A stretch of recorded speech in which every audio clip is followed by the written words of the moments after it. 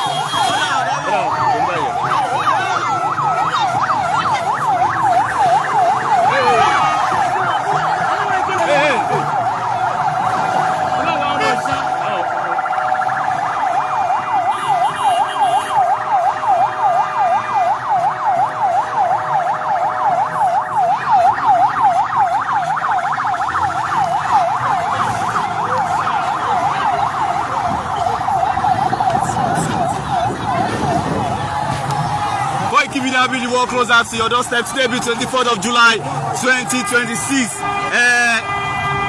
Kwara la ṣì wà ní ìsọ̀lú ibẹ̀ la wà.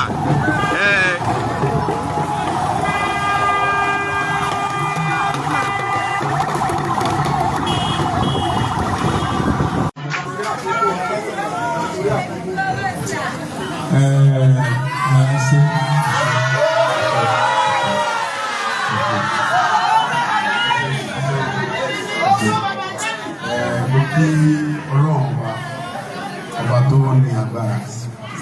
Ọlọ́run ní aláàbò, òun lè sọ̀rọ̀, àwa ò lè sọ̀rọ̀ òye. Kódà èmi ní òde náírà mi sọ, ṣùgbọ́n Ọlọ́run ń sọ ẹ̀dá, Ọlọ́run bá tí ó wá ń sọ gbogbo wa kò ní fi wálẹ̀, Ọlọ́run bá tó ń sọ ọmọdé tó ń sọ àgbà tó ń sọ ọba tó ń sọ pé kò ní fi wálẹ̀, àní sírìn, àti ní bọ́ sí ọwọ́ àjínigbé. Ọlọ́run bá tó di ayétọ́lọ́run kò ní jẹ́ kí ìlú ìṣẹ́lú tú, ọba tó ní mí kò ní fi ilẹ̀ láéláé. Ààbò tí Ọlọ́run fi sí àti ẹ̀rù tọ́lọ́run fi sí ìlú yìí tí ó fi ń dẹ́rù bọ̀tá kò ní mú kó bẹ̀ láéláé. Torí pé Ọlọ́run ní máa ń fi ẹ̀rù sí ara yìí, òun ní sì máa ń fi ẹ̀rù sínú òòlù, òun lọ́ba ẹ̀rù, òun lọ́lágbára. Tó bá wù nínú ẹ̀rù ara ẹ̀, àwa fi síbi kan tó gbogbo ìwọ̀n àwọn bẹ̀rù pé ẹmọ́tọ̀ bẹ̀rù tó wá fi sára ẹ̀dá ẹmọ́tọ̀ torí pé ààbò Ọlọ́run bẹ̀ pẹ̀lú ẹ̀. Ààbò Ọlọ́run là ń lò lẹ́yìn náà kí pírẹsidẹ́ntì orílẹ̀-èdè wa bàbá Bọ́lá Ahmed Tinubu Ọlọ́run jẹ́ kí ẹ̀mí wọn kù torí pé oore ọ̀fẹ́ tí wọ́n fún mi ni mo fi lè wá bí òun lè fi lè yé mi. Ọlọ́run jẹ́ kẹ́mi wọn kù dáadáa yọba mi dúró tì wọ́n. Ọlọ́run bá tó lè wá ní alọ́ta àwọn ọ̀gá wọn ń bu Ọlọ́run bá tó lè mí yọba mi ṣẹ́gun ọ̀tá fún bàbá Tinubu. Lẹ́yìn náà kí gómìnà Kwara State Alhaji Abraham Ọlọ́run bá wà pẹ̀lú wọn, Ọlọ́run wà pẹ̀lú wọn. Ẹ sàmì Ọlọ́run wà pẹ̀lú wọn. Mo fi ọba àlú Ìlọrin, mo fi kí gbogbo ọba aládé tí ń tẹ̀lé gbogbo gómìnà pátápátá. Ọlọ́run jẹ́ kẹ́mi àwọn bàbá wa ogun wọn ò ní sírìn. Àwọn ọba tí wọ́n ti bọ́ sọ́wọ́ Ọlọ́run tẹ̀ wọ́n sáfẹ́fẹ́ rí. Gbogbo àwọn ọ̀dọ́ àti àgbàlagbà tán gbogbo yẹn lọ Ọlọ́run wa tẹ̀ wọ́n sáfẹ́fẹ́ rí. Ọlọ́run ṣe ní àṣemọ́ báyìí. Ọlọ́run wọlé pé mo wà nílùú ilé mi gbogbo ogun báńdíìtì Ọlọ́run ṣe pátápátá. Orí tèmi lókun yóò ti ṣe pátápátá. Àmọ̀ ju àmọ̀ yọ nígbà tí gbòòrò ti wá àlàáfíà rẹ̀ dé tí ó sì rí rẹ̀ torí mo mọ̀ kó ti dé. Lẹ́yìn náà mo kí kábíyèsí wa bàbá wa ní Ìsànlùsí Ọlọ́run bá tó sọ wọn lọ Àbújá yóò sọ wọn padà láyọ̀. Ọlọ́run ní fi wọ́n lẹ̀, ìlú ò ní bàjẹ́ lórí tiwọn, ìlú ò ní tú lórí wọn. Ọlọ́run ní kẹ́mi wọn kú dáadáa. Wọ́n á kí gbogbo ẹ̀ bàbá mi tẹ̀ jẹ́ olóyè ní parẹ́ láéláé, ìlú ò ní bàjẹ́ lórí yín, ìlú ó sì kú dáadáa, ìlú yóò kú dáadáa, ìlú yóò kú ní parẹ́. Ọlọ́run ní sẹ́rù báyìí, ọba tó ń lé kò ní sẹ́rù báyìí. Mo kí ìyálóde ìmọ̀mọ́ ẹ̀mí yóò gùn dáadáa àti ìyálóde àgbà àti kékeré ẹ̀mí yóò gùn. Ẹ sì jẹun àwọn ọmọ yín, àwọn ọmọ yóò dé yẹn, àwọn ọmọ yóò ní sírìn, ẹ̀yin náà pàápàá ẹ̀ ní sírìn. Ìlú yóò ní bàjẹ́, gbogbo ilẹ̀ Yorùbá pátápátá nǹkan kan ò ní bàjẹ́ mi gbogbo ogun ò ní kó wa lọ gbogbo tí ń ṣẹlẹ̀ yìí Ọlọ́run fẹ́ ká mọ̀ bóun ṣe tó ni ọmọ fẹ́ ká mọ̀ ni kì í ṣe pé àwọn bandits lè wé ni wa ṣùgbọ́n ṣe mọ̀ yìí pé ẹ̀yin bàbá ní tí ẹ̀gbọ́n ọba ti débi kò ní yọ ṣùgbọ́n nísìnyí ó ti débi ṣe mọ̀ pé yóò yọ torí pé ọba tó ní mi ó fún mi ní voice kí n sọ káwọn yóò sì kàn lísì káwọn tí Ọlọ́run gbé Nàìjíríà lé lọ́wọ́ sọ pé ẹ ti ṣe ohun tí Sunday sọ yẹn o tẹ́ ẹ bá ṣe yóò bẹ̀rẹ̀ wàhálà àti ẹ̀ yóò sì bùmíràn ṣe mọ̀ kọ́lọ́ ni mo ṣe bẹ́ẹ̀ fún yẹn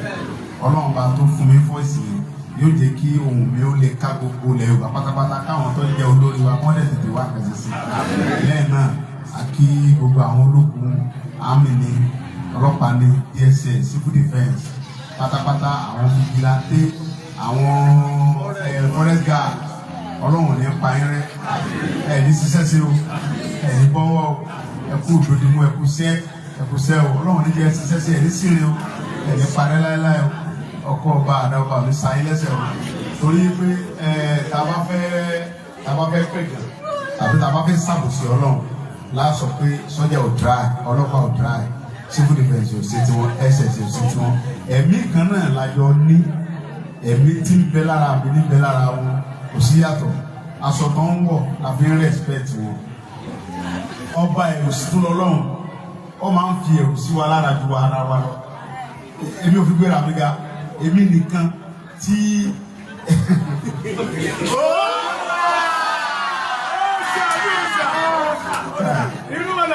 Ọlọ́run bá tó lé mi ó mọ̀ mí dáadáa nígbà kìí ṣe pé mo ń fẹnu sí tí wọ́n bá fàyè gbà mí wípé Sunday àfàyè gbà ọ́ gbogbo báńdíìtì àfẹ́rí wọn mọ́ àwa fún ọ lágbára dáadáa àbá àwọn ọmọ tẹ̀mí ń kórè mo mọ̀ wọ́n mo dẹ̀ mọ Ọlọ́run tó ní mi mọ́ mọ́ra mi Ọlọ́run tó ní mi mọ́ tí wọ́n bá sọ okùn mi lẹ̀ tán yányán yóò le gan o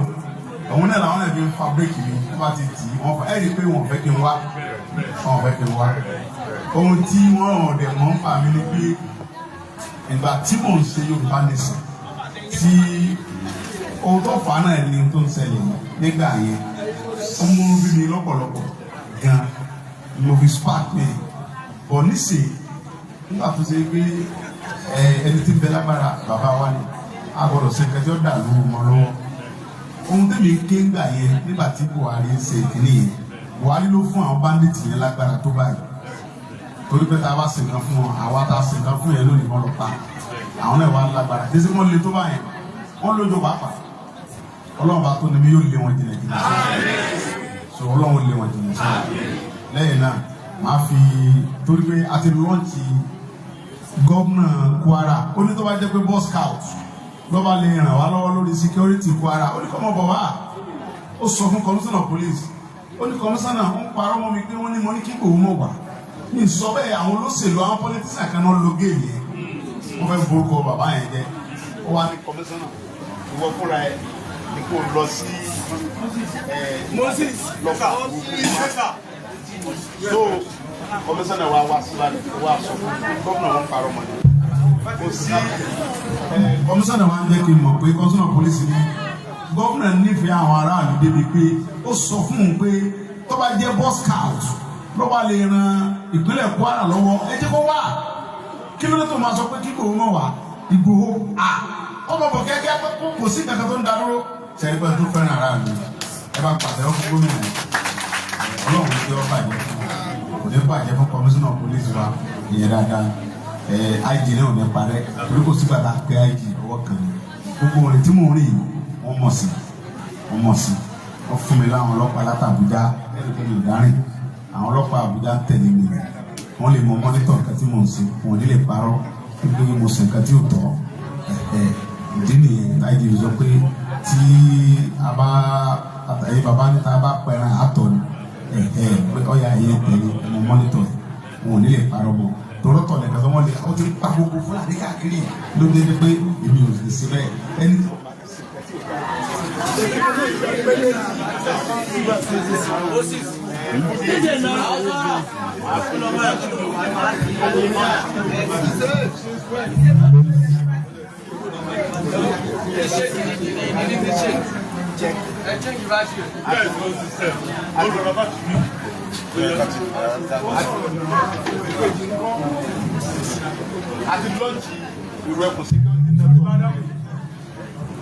So for the at the launch you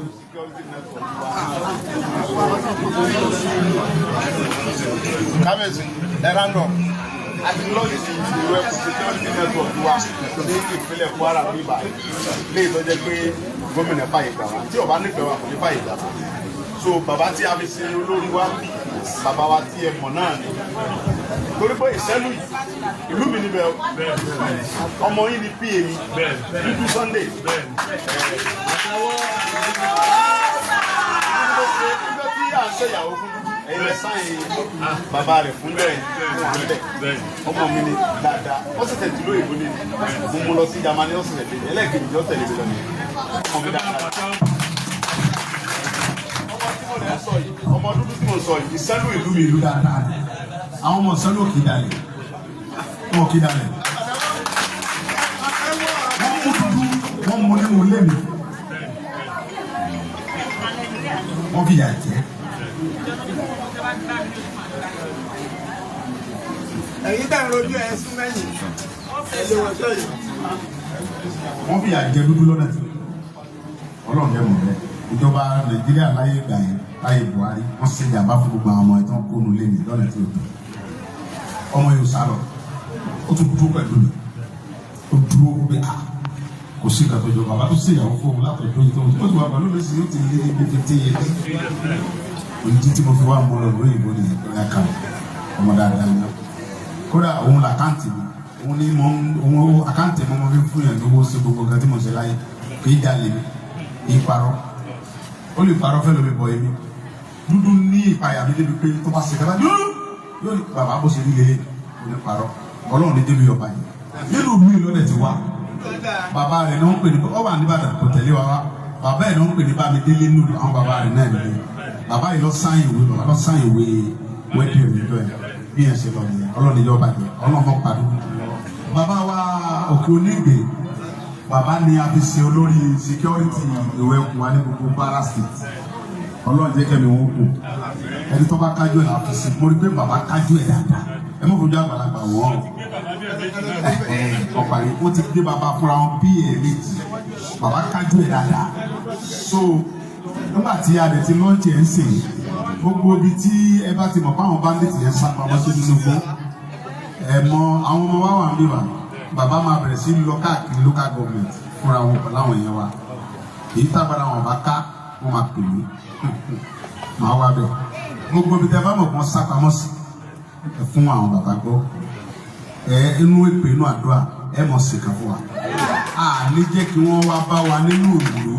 àwa máa lọ bá wọn nínú igbó ohun tó máa ń ṣe nínú igbó wọn láti sọ fáwa bóyá bẹ́ẹ̀ nílé bàbá wọn ni wọ́n tó bá fẹ́ gbé pẹ̀lú wa wọn ní ìlú wa ohun tí president sọ ni yìí pé anybody tó bá ń gbénu forest criminal ni kí ni sẹ́tọ̀ ò ṣe ń bẹ̀ tó bá fẹ́ gbé máa bọ̀ ní ìlú wa gbé lálàáfíà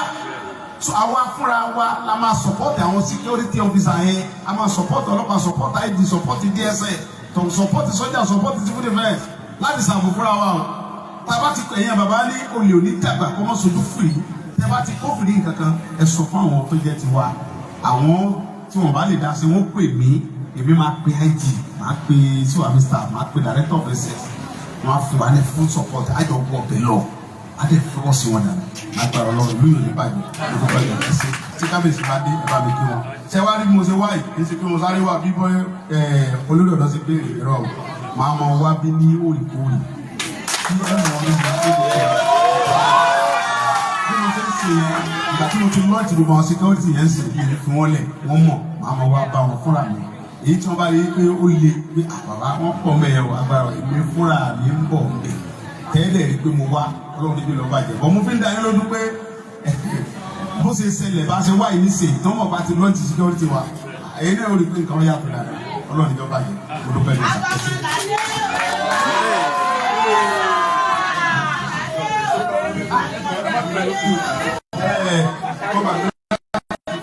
Bàbá wa yìí náà àwọn ní olórí ìdí àti ní Kwara State àjọ káàkiri rẹ̀ èyàn mi ni wọ́n ti pẹ́ ti pẹ́ wọ́n lè sọ pé kú mọ́ bọ̀ lọ́wọ́ ti kékeré láyé lọ́dọ̀ wà lẹ́nu nípa mi lọ́sẹ̀. Auntie, on a